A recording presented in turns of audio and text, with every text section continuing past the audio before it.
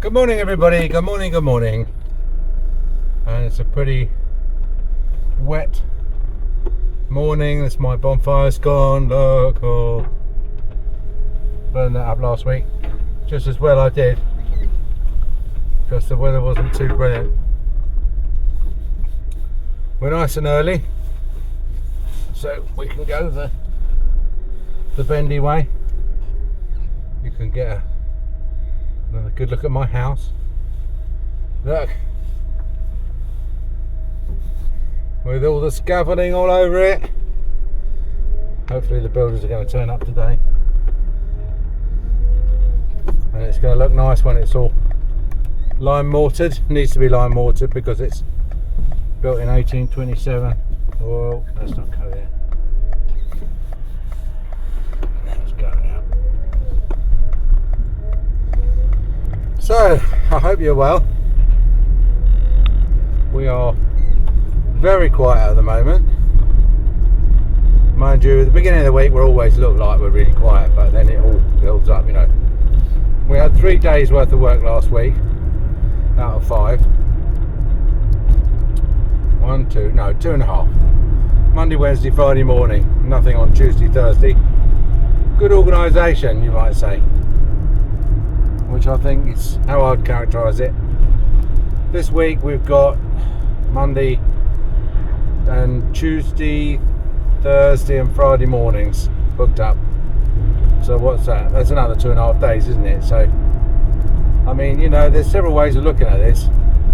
You could say that's underutilisation of resources, isn't it? Should be sweating my assets. But like I say, the surgery's not the asset, I'm the asset.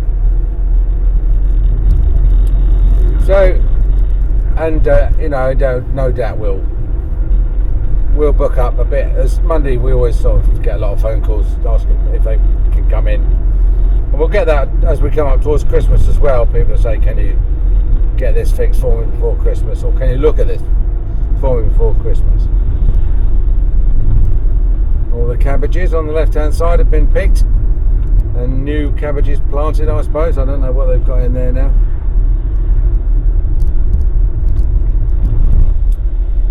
So what should we talk about today? I tell you what, why don't we, just while we're on the subject of you know, business and everything, I think most other people think that they're quiet, and to look at the traffic on the roads, right, I would say this is quiet. I know it's 8:10 in the morning, but I mean, I do get the feeling that I'm in a zombie movie here, and that I'm driving around and there's not much other traffic on the roads. And I think we've got this stupid situation where the Tories made a right fist of running the economy, you know, constantly swapping prime ministers out and constantly not doing what the public want in terms of inflation reduction and border control. So everyone was of the attitude at the last election that we'll kick the Tories out, give them a bit of time on the naughty step. I don't care who gets in, but as long as the Tories don't, you know, they don't get the idea that we think that they're doing a good job, because we don't think they are. And so the Tories got kicked out, and then, you know, unbelievably Labour got in with 33% of the vote, a 400 majority, or 400 MPs, but a thumping majority. And what they've done is they've started governing the country as though it's 1974. They've got this old-fashioned Labour attitude that there is money to be had. All they've got to do is squeeze the people who've got it, squeeze the rich, until they're pipsqueak.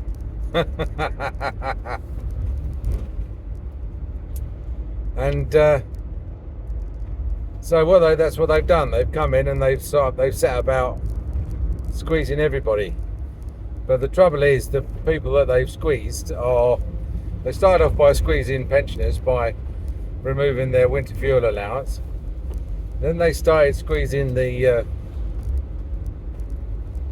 working class by greatly reducing the rate at which employers start paying employers' national insurance and putting the employers' national insurance rate up.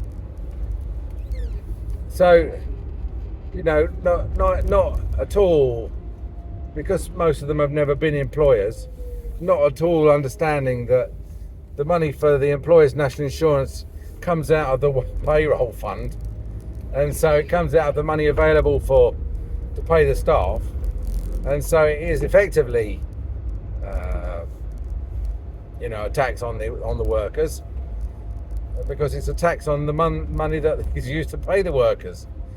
And the fact that there's one letter difference, that it says employers' national insurance rather than employees' national insurance, is neither here nor there. And I'll give you a tip: when we pay the staff, we pay them on a spreadsheet, and it's got a total at the bottom, which I call total cost of ownership, which puts some people out of sorts, because they like ownership. They don't think ownership is a very appropriate word, but I mean it is a phrase. The phrase TCO.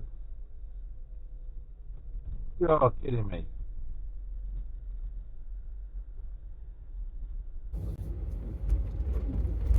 Device was auto locked.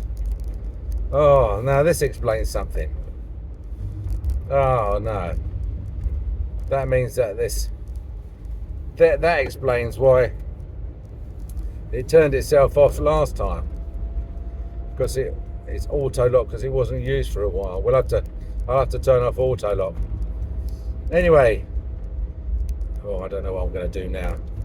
There are going to be some breaks in the decent quality audio on this, because that's anyway. So I'll shut up and get a move on.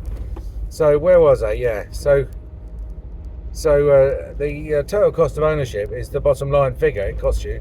And that includes pension contributions, employers' pension contributions, employers' national insurance, employees' national insurance, tax, PAYE rather, and just national insurance contributions. So that's the bottom line, because that's what I have to find every month to pay the staff. I don't care how the government call it. They can call it Martian space tax for all I care. I still have to find it. And so the Labour Party is coming with this ridiculous, stupid idea that, that someone's got some money and that all they need to do is just take it. And what they don't realise is that what they did was they scared everybody by saying that there was a £22 billion black hole in the finances. Then they scared everybody by saying that their budget was going to be a lot more stringent than they thought they would need to be, so look out for some pretty bloody high tax rises. Then they scared everybody by basically minimising the promises they made in their manifesto, to the point where they'd said they won't raise tax, national insurance or VAT, but everything else was on the table, including some fairly significant taxes such as inheritance tax and capital gains tax, which they put up. Business tax is already going up, because the Tories had already announced that. So now there's a petition, right? And then when they announced the budget, and there was a ton of rises on employers' national insurance, they then scared the country into sort of not really wanting to invest any money or move forwards or take on any more staff, because there was so much in the way of money being sucked out. So far from this Rachel Reeves, the only thing I like about her is she's a chess player, and as a chess player she should be fairly logical in the way that she thinks. She should know that both sides are playing each other. It's her versus the economy, her versus the recession, and all the pieces are there for both sides to see. She should know how the economy works, But also, if you're a chess player, you know that if you're losing, it's almost impossible to come back. Once the game starts to tilt a certain way and you're on the defensive, and perhaps you're playing defensively, it's not like backgammon where you can, sometimes the worse you are, the closer you are to a spectacular win. So the consensus now is that her budget was not a growth budget. It was a budget that's pretty much calculated to tip the country into recession, because everybody's going to be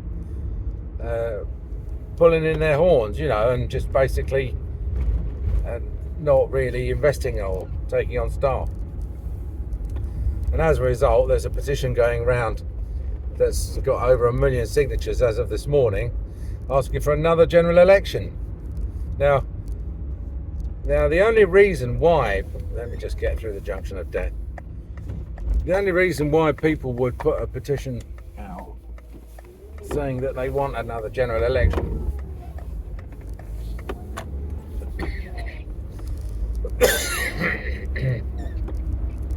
is that they want a do-over, they want to redo, they want to recast their vote. They realise that, knowing what they know now about the Labour Party, they probably wouldn't have voted for them.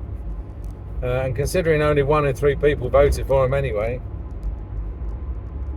so it's not really, it's not practical to have another general election.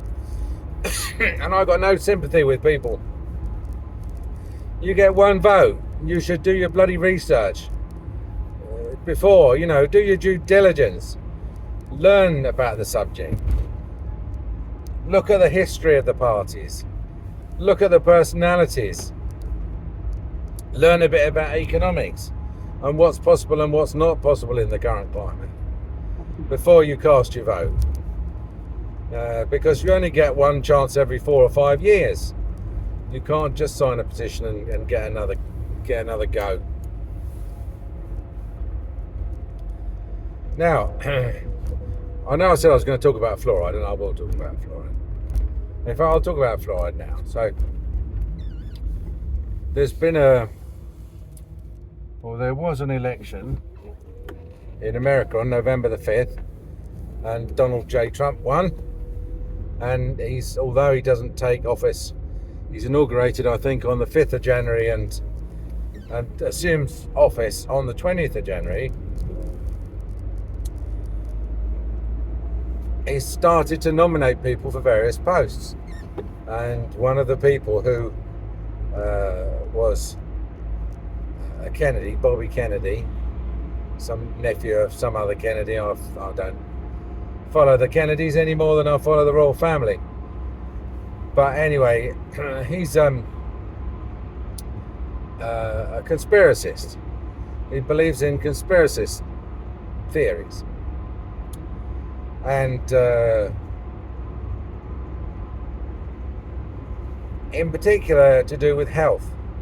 And one of the theories that he swallowed hook, line and sinker is that fluoride is a poison, a byproduct of industrial manufacturing process that the manufacturers want to get rid of, and the easiest way for them just to dispose of it is to dump it in the public water supply, and that fluoride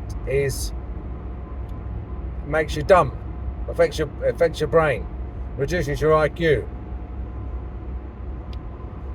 which, considering in some areas like Florida 70% of the water supplies are fluoridated, I'd say they've probably got some evidence for that, and across the country as a whole. But no, they had one study that showed that it may be linked to brain development, and that was in doses far higher than you'd ever get in the water supply. But that's enough. I mean, that's all the anti-fluoridationists need. They just need reasonable doubt. They just want to plant a suspicion in people's minds that this thing is, their water supply will be better without having this stuff added.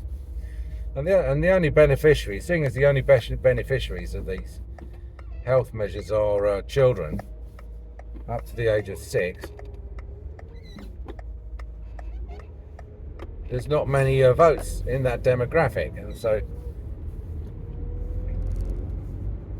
you tend to get far more nervous adults, who are willing to believe all these conspiracy theories than you do 0 to 6-year-olds campaigning in favour of it. But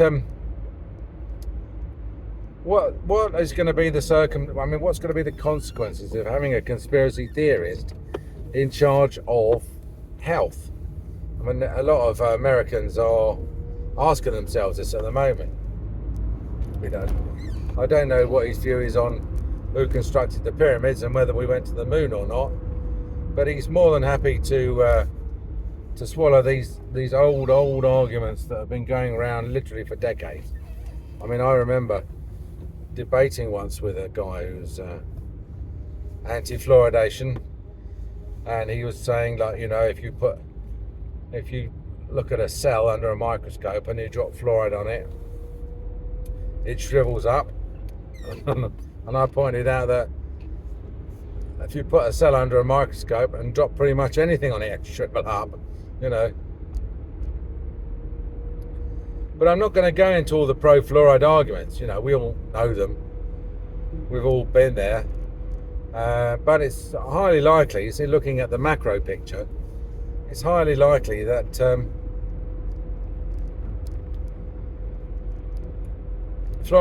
they are going to remove fluoride from every single water supply in America.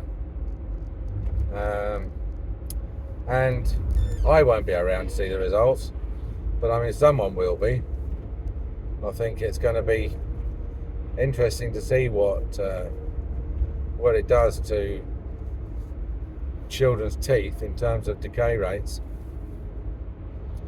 and it'd be interesting to know what else he might do, what other stories he might swallow. Probably start banning food colorings and stuff like that. And whenever when I was a boy, we weren't very wealthy, and we had a lot of sugar. a lot. We had it sprinkled on the cornflakes and you name it. And later I realised why, and it's because sugar is a very, very cheap source of calories. My mother's generation, who grew up learning their domestic science in the Second World War, 39-45. She was born in 32, my mother. She'd have seen her mother searching frantically for calories. That's all they wanted, calories, because at that point they just needed calories to stay alive. They weren't worried about their dental health or even their heart health or anything, although they were actually a lot healthier than we are, because of the restricted calories tended to mean that they weren't so obese, and so they were far more active. The one thing that everyone did do was smoke, which was the big minus on the state of their health. But they were just desperate for calories, and sugar as a source of calories, it is just raw calories. It's got no vitamins, it's got no minerals, it's got no protein or fibre or anything really that your body needs other than calories. And if really you're looking to get, I don't know, let's say minimum 1,700 and maximum 2,500 calories a day, sugar's your friend.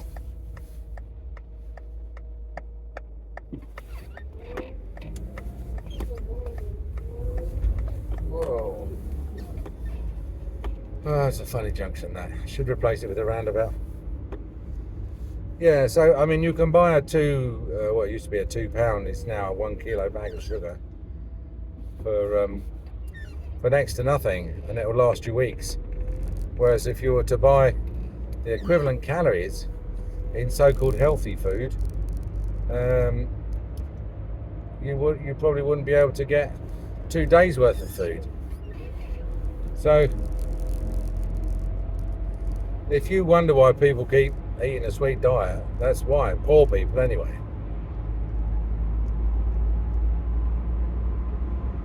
So how's that going to affect fluoride in the UK? Well,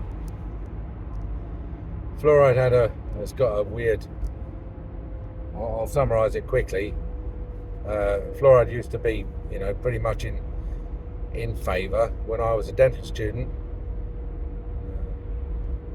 Although even then, I was able to win a debate arguing that fluoride shouldn't be added to the water.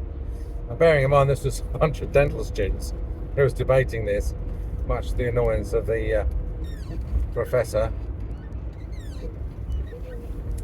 Which is why it stays with me, and why I realised that all you need is just that slightest doubt to scupper it.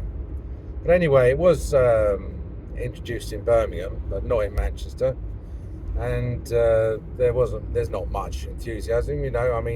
It's very difficult to say to people, we're going to put something in your water supply that's going to help your children's teeth. If most people, whose children are not in that age group, or they don't have any children or anything. So we had a brief flirtation with fluoride tablets and fluoride drops and fluoride toothpaste, and we've managed to keep, certainly most people still using fluoride toothpaste. I don't suppose they care much. There's no non-fluoride toothpaste movement in this country. And then there was another big push to try and incorporate it, because the Chief Dental Officer, Barry Cockcroft, was very pro-fluoride. So they tried to put it in the water in Southampton, but then a single individual, who's wealthy enough to take the whole thing to the High Court, scuppered it all. And so, really, they didn't bother. The central government that had been trying to do it then thought they would hand it off locally, because local authorities, there might be local authorities where it was popular, and they thought they'll introduce it slowly in those areas that did want it, and not bother about doing it nationally and running into resistance from all those areas that didn't want it. But then when they handed it off locally, they found that because the democracy at a local level is very much closer to home, there's even fewer people. You can't get anything. You can't get anything through your local council. It doesn't matter what it is. You could, the only thing they'd approve is free visits to Santa Claus, assuming it didn't have to come out of their budget. Anything else, new racetrack, new airfield, new anything, the answer is always no. So, it's just, that's it. Get this lorry in. So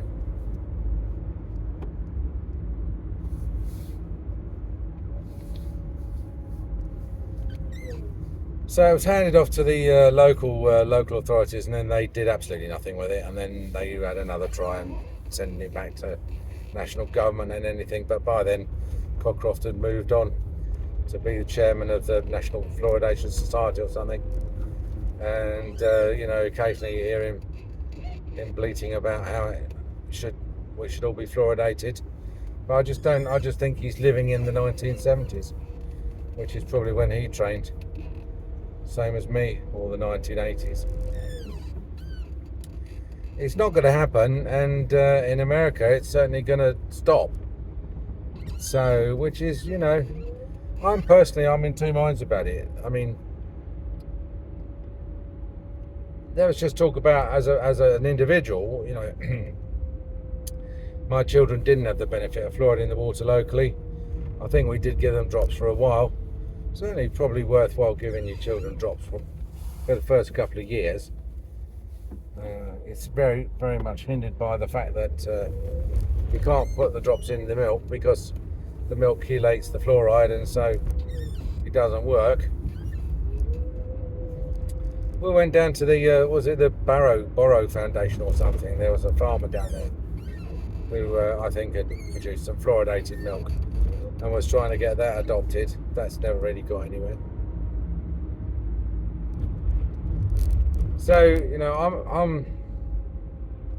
and I do recognise the camel's nose argument, which is that the minute you start saying, you can put fluoride in the water supply for the 6-year-olds, then they're going to start saying, we're going to start putting